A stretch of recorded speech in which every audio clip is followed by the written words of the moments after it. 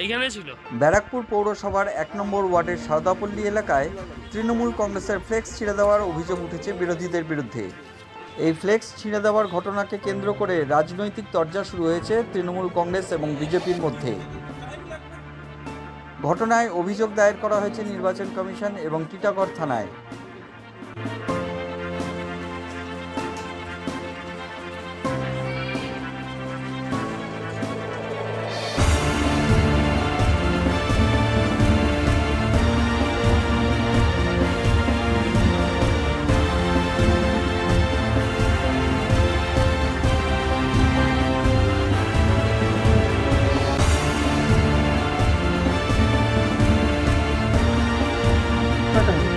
ঘটনাটা হচ্ছে কালকে বিকালে আমরা ওই 5:30-6টার দিকে, যেহেতু দিনের বেলা এত রোদ পড়ছে, আমরা ওই পাঁচিলে ওয়ালে চায়না পিন দিয়ে পেরেক মেরে মেরে এই ফ্লেক্স গুলো লাগাচ্ছি।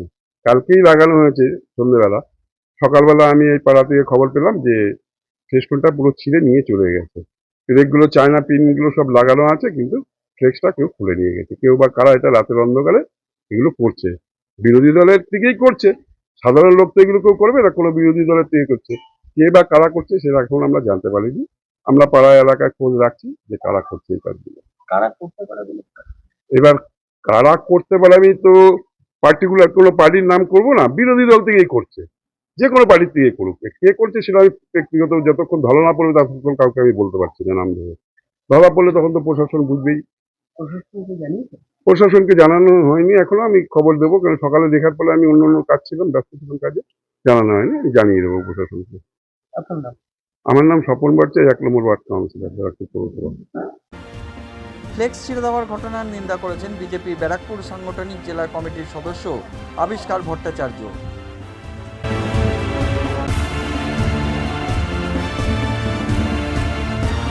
দেখুন, পোস্টার ব্যানার ছেঁড়ার যে কুকীর্তি 1 নম্বর ওয়ার্ডে ঘটেছে তার আমি তীব্র প্রতিবাদ করছি। একটাই কারণে প্রতিবাদ করছি, এই সংস্কৃতিটা খুব খারাপ সংস্কৃতি।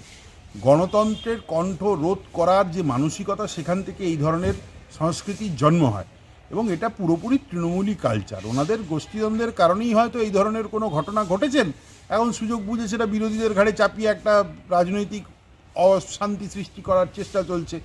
এখন সেন্ট্রাল ফোর্স চলে এসছে, পুলিশ অ্যাক্টিভ, কে ছিঁড়েছে সেটা তো দেখা উচিত তাদের। নির্বাচন কমিশনে কমপ্লেন করুন, বেকার এর ঘরে তার ঘাড়ে দোষ চাপিয়ে সাধারণ মানুষের জীবন যন্ত্রণা না করাই ভালো। News web India, Barrackpore.